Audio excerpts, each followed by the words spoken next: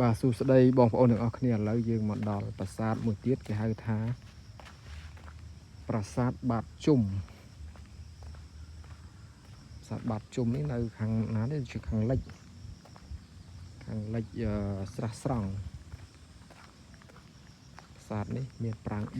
3ពីដីឥដ្ឋប្រាសាទបាតជុំ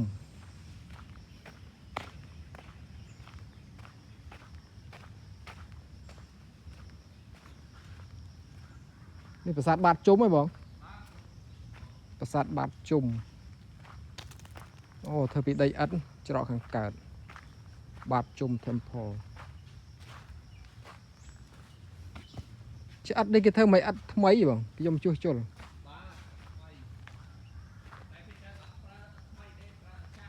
បាទសតវត្សទី10នេះឥដ្ឋថ្មី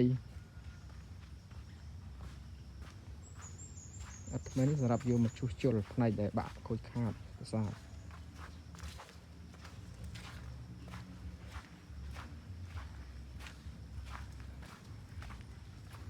ដំបូកកាឌី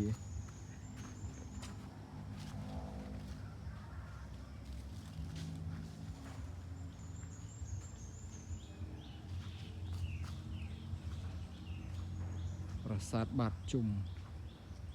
ធ្វើពីដីឥដ្ឋប៉ុន្តែខឿនខាងក្រោមនេះធ្វើអំពីថ្មបាយក្រៀមកពូលធ្វើពីឥដ្ឋប្រាង្គធ្វើពីឥដ្ឋហើយតោធ្វើពីថ្មភក់ហាមចូលគេអត់ឲ្យចូល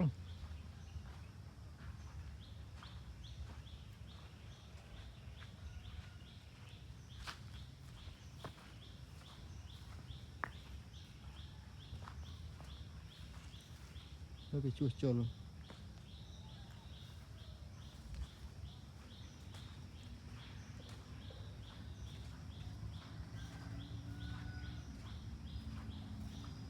ជុំវិញនេះមានបារាយព័ទ្ធជុំវិញតែគោកអស់ហើយនេះគំនោឥដ្ឋដែលបាក់បែក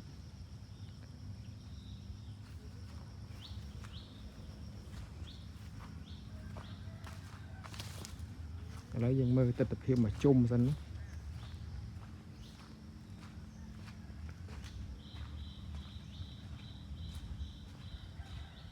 ផ្នែកខាងក្រោយនៃប្រាសាទបាតជុំប្រាសាទបាតជុំនេះនៅក្នុងខេត្តសៀមរាបបងប្អូនយើងធ្វើដំណើរមកពីវងតូចមកដល់ហួសប្រាសាទកវ៉ាន់បន្តិចមក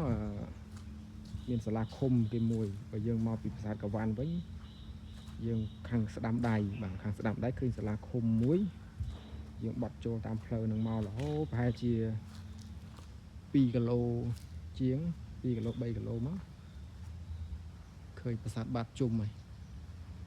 តែបើសិនជាបងប្អូនអត់ស្គាល់អាចសួរអ្នកស្រុកដែលគាត់លក់ដូរតាមផ្លូវគាត់នឹងប្រាប់ពីផ្លូវចូលដែរបាទ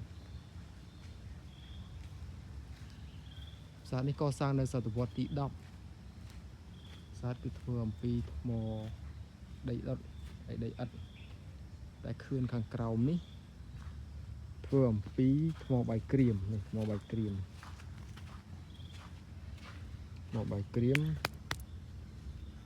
អូមានគេក្រីបដែកដែរនេះដែកគេក្រីប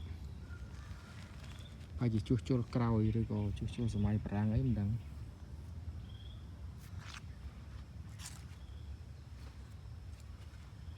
ថ្មបាយក្រៀមភាគច្រើនគេធ្វើ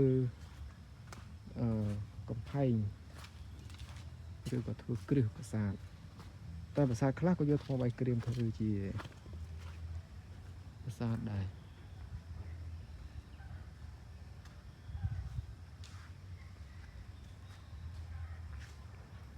ហើយខាងលើកំពូល3នៅក្នុងព្រហ្មញ្ញសាសនាដូចដឹងស្រាប់ហើយឧទ្ទិសទៅដល់សាសនាព្រាហ្មណ៍ភាគច្រើនគេធ្វើកំពូល3គេធ្វើសេះអត់មានធ្វើគូទេកំពូល5កំពូល3កំពូល7តែភាគច្រើនគឺកំពូល3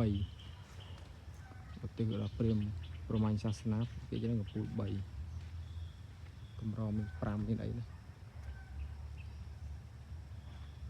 ពូល3មានកពូលផ្នែកខាងក្រៅខាងកណ្ដាលនេះគេជួសជុលថ្មីស្អាតច្រើនហើយនេះផ្នែកខាងកើតនេះវាមិនទាន់មានការជួសជុលអីជាប្រសើរឡើងទេតែក៏គេដាក់ផ្លាកមិនឲ្យយើងចូលយើងអត់អាចចូលបាន